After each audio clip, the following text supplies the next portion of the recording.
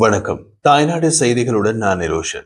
எதிர்வரும் மாகாண சபை தேர்தலை முன்னிறுத்தி வடக்கில் அபிவிருத்தி என்ற பெயரில் வாக்கு வேட்டைக்கான ஆரம்ப நடவடிக்கைகளை அரசாங்கம் ஆரம்பித்துள்ளதாக தெரிவிக்கும் அர்ஜுனா எம்பி, எங்களுடைய முட்டாள்தனத்திற்கு நீங்கள் ஒரு மறுபடியும் ஒரு பாரிய முட்டாள்கள் என்று அரசாங்கம் வலியுறுத்தியுள்ளது.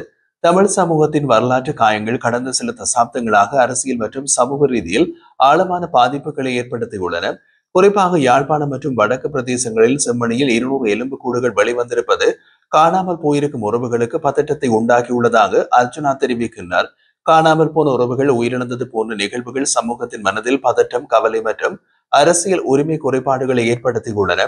இந்த நிகழ்வுகள் குறித்து சர்வதேச அமைப்புகள் கூட கவனிக்கின்றது.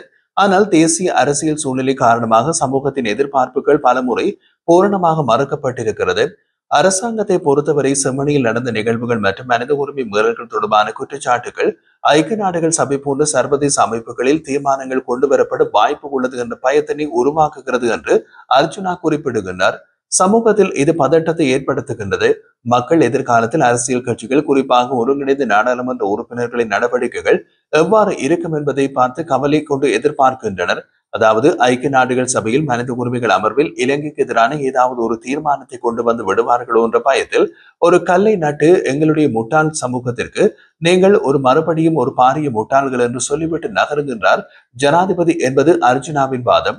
ஆனால் இதனை விளங்கிக் கொள்ளாமல் வடக்கில் வசந்தம் ஏற்பட போகிறது என்ற அளவிலேயே சமூக வலைதளங்களில் வரும் கருத்துக்களை, அதாவது வடக்கின் பொருளாதாரம் மாறப்போகின்றது, வடக்கில் பாஸ்போர்ட் ஆபீஸ் வந்தாயிற்று என்ற பதிவுகளை முன்னிறுத்தும் அர்ஜுனா எம்பி, காய்ந்து கிடக்கும் இந்த யாழ்ப்பாண மண்ணிற்கு இவையெல்லாம் வரப்பிரசாதங்கள் தான் என்றார். எனினும் இவை வெறும் அற்ப சொற்ப விடயங்களே. இதையேதான் மைத்திரி அரசாங்கம் செய்தது என்றும் குறிப்பிட்டிருந்தார்.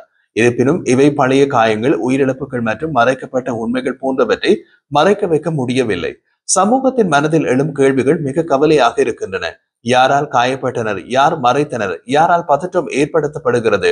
இத்தகைய கேள்விகளுக்கு அரசியல் சூழலில் எந்த பதிலும் வழங்கப்படவில்லை. இது சமூகத்தில் நீடித்த நெருக்கத்தை உருவாக்குகிறது. மக்கள் தங்கள் உறவுகள், உயிரிழப்புகள் மற்றும் சமூக நியாயம் பற்றிய உண்மைகளை அறியாமல் இருக்கின்றனர். அர்ஜுனா மேலும் தெரிவித்த போது, எங்கள் உதிரங்கள் சூட்டுடன் கொலை செய்யப்பட்டு அதே மண்ணில் யாரால் காய்ந்தது? யார் புதைத்தது? யார் இப்போது காம்பெட் போடு மூடுகிறார்கள்? யார் உங்களை கொன்று மூடினார்கள் என்ற கேள்விகளை நீங்களே கேட்டுக்கொள்ளுங்கள் என்றார். அரசாங்கங்கள் மேற்கொள்ளும் நடவடிக்கைகள் பொதுமக்களின் நலனுக்காக இருக்க வேண்டும் என்பது ஆனால் அரசியல் நடவடிக்கைகள் சில சமயங்களில் அடக்குமுறை, தனிநபர் ஆர்வங்கள் மற்றும் வேறுபாடுகளுக்காக மட்டுமே நடக்கின்றன. இது சமூகத்தில் புதிய பதட்டங்களை உருவாக்குகிறது மற்றும் அரசியல் தீர்வுகளின் நீடித்த பாதிப்புகளை குறைக்கிறது. சிங்கள மண்ணிலே எமது மைந்தர்கள் போய் ஒரு மனித படுகொலை செய்து 300 தொடக்கம் 400 பேரை புதைத்துவிட்டு இப்போது நாங்கள் அந்த தேசத்திற்கு போய் உங்களுக்கு ஒரு சர்வதேச மைதானம் கட்டித்தருகிறோம் என்று கல்லை வைத்துவிட்டு வந்திருந்தால் சிங்கள சமூகம் அதை கொண்டாடி இருக்குமா? மாறாக சிங்கள சமூகம் கொதித்தெழுந்திருக்கும். ஆனால் நாங்கள் படித்த முட்டாள்கள். இதை விளங்குவதற்கு மூளை என்று ஒன்றும் மண்டையில் ஓட்டுக்குள் இருக்க வேண்டும். இருந்தால் அதை பாவிக்க வேண்டும், சிந்திக்க வேண்டும் என்று கூறும் அர்ஜுனா, வரலாறு தந்த காயங்களை மீண்டும் தராதவாறு நிரந்தரமான அரசியல் தீர்வு ஒன்று கிடைக்க வேண்டும். எனினும் இதை பற்றியெல்லாம் சிந்திப்பதற்கு யாழ்ப்பாண தமிழருக்கு முடியாது என்று ஆவேசப்பட்டார். முதலாவது, அரசாங்கங்கள் முன்னேற்றங்களை வாக்களிப்பதற்கான கருவியாக பயன்படுத்தாமல் சமூகத்தின் உண்மையான அபிவிருத்தி பிரச்சனைகள் புறக்கணிக்கப்படுகின்றன. உதாரணமாக மயிலேட்டி துறைமுகம், மீன்பிடி வசதி, பாஸ்போர்ட் அலுவலகங்கள் போன்ற திட்டங்கள் சில சமயங்களில் சமூக நலனுக்கு பதிலாக அரசியல் அட்டிப்படங்களை மேம்படுத்த பயன்படுத்தப்படுகின்றன. தொடர்ந்தும் தெரிவித்த அர்ஜுனா, அடுத்த தடவை இதே சிங்கள கட்சிக்கு வாக்கு போடுவோம். அவர்கள் செம்மணி காதால் வந்த ஒரு செவிவழி செய்தி என்பார்கள். அதற்கு எந்த நடவடிக்கையும் சர்வதேசத்தின் மூலம் எடுக்க முடியாதும் என்பார்கள் என்றார். இந்த நிலையில் செம்மணியில் கொண்டு போய் புதைத்ததற்காக சந்திரிகாவை அரசாங்கத்தால் கைது செய்ய முடியுமா? முல்லைத்தீவில் கொலை செய்து புதைத்ததற்காக நாமல் ராஜபக்சவையும் மஹிந்த ராஜபக்சவையும் அரசாங்கத்தால் கைது செய்ய முடியுமா? ஈஸ்டர் குண்டுவெடிப்புக்காக மைத்திரிபால சிறிசேன அரசாங்கத்தில் கைது செய்ய முடியுமா என்று தொடர் கேள்விகளை வைத்தார் அர்ஜுனா எம்பி. 3ஆம் தடவை மயிலிட்டி துறைமுகம் நிர்மாணிக்கப்பட கற்கள் நாட்டப்பட்டுக் கொண்டிருக்கும் நிலையில் அங்கிருக்கும் மக்கள் சொல்லும் முறைப்பாடுகள் எனக்கு மட்டும்தான் தெரியும். உங்களுக்கு அபிவிருத்தியை தருகிறோம் என்பார்கள்.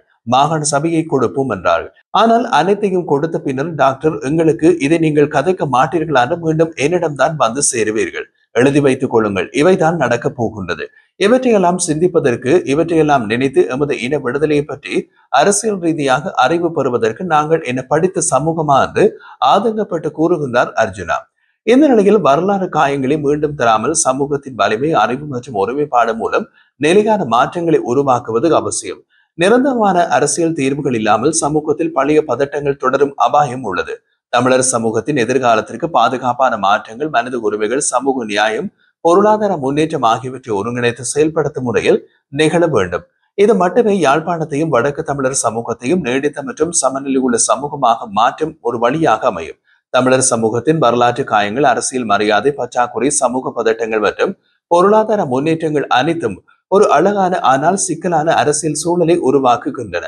சமூகத்தின் அறிவு, ஒருமை மற்றும் அரசியல் விழிப்புணர்வு மூலம் மட்டுமே நிரந்தரமான அரசியல் தீர்வுகளை உருவாக்க முடியும். இது யாழ்ப்பாண தமிழர்களை காயமுற்ற வரலாற்றினால் பாதிக்கப்படாத சமூகமாக மாற்றும் முக்கிய வழியாகும்.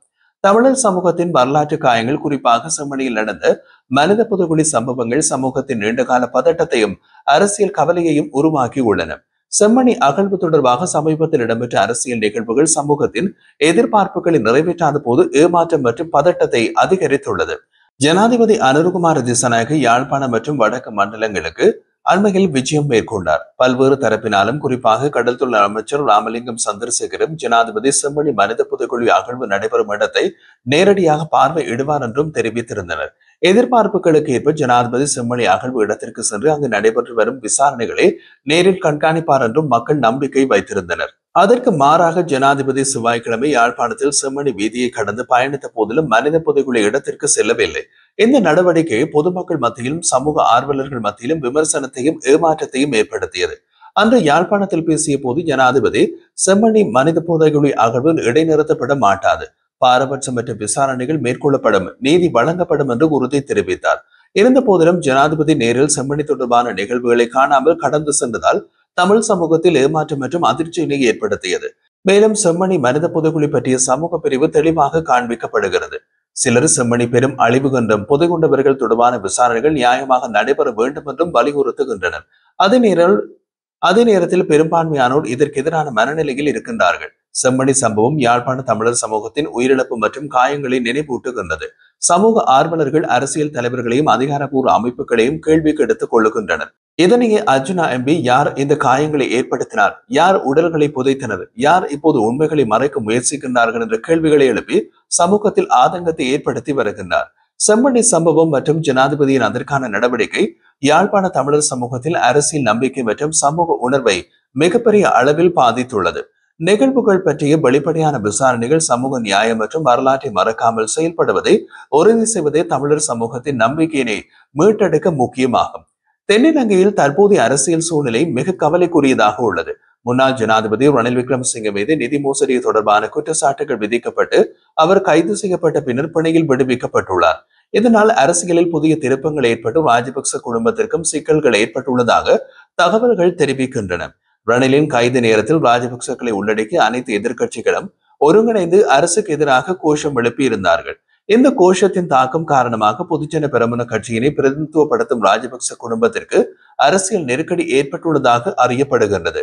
முன்னாள் ஜனாதிபதி மஹிந்த ராஜபக்சவும் கட்சியினை சேர்ந்த தேசிய அமைப்பாளர் நாமல் ராஜபக்சவும் எதிர்வரும் சனிக்கிழமை நடைபெறவுள்ள ஐக்கிய தேசிய கட்சியின் வருடாந்த மாநாட்டிற்கு அழைப்பு விடுக்கப்பட்டுள்ளார்கள். ரணில் விக்ரமசிங்க பிணையில் விடுவிக்கப்பட்ட பின்னர் ஐக்கிய தேசிய கட்சியை சேர்ந்த சில பிரமுகர்கள் பொதுமக்கள் முன்னிலையில் கடுமையான வார்த்தைகளை பயன்படுத்திக் உள்ளனர். இதன் விளைவாக ராஜபக்ச குடும்பத்திற்குள் மாநாட்டில் கலந்து கொள்ளும் தொடர்பாக முருகல் நிலைமை ஒன்று உருவாகியுள்ளது. ஏற்கனவே எதிர்க்கட்சிகள் அனைத்தும் மாநாட்டில் பங்கேற்க இருப்பதாக தெரிவிக்கப்பட்டாலும் பொதுஜன பெரமுன கட்சி பங்கேற்கவில்லை என்றால் எதிர்க்கட்சியிலிருந்து தனிமைப்படுத்தப்படும் அபாயம் இருப்பதாக கட்சியின் சில உறுப்பினர்கள் கருதுகின்றனர். குறிப்பாக கட்சியிலிருந்து பிரிந்து சென்ற பல சக்தி வாய்ந்த உறுப்பினர்களை ஒருங்கிணைத்து உருவாக்கப்பட்ட ஐக்கிய மக்கள் சக்தியின் தலைவர் சஜித் பிரேமதாசவும் இந்த மாநாட்டில் கலந்து கொள்வாரா என்பது பெரிய கேள்வியாகவே உள்ளது.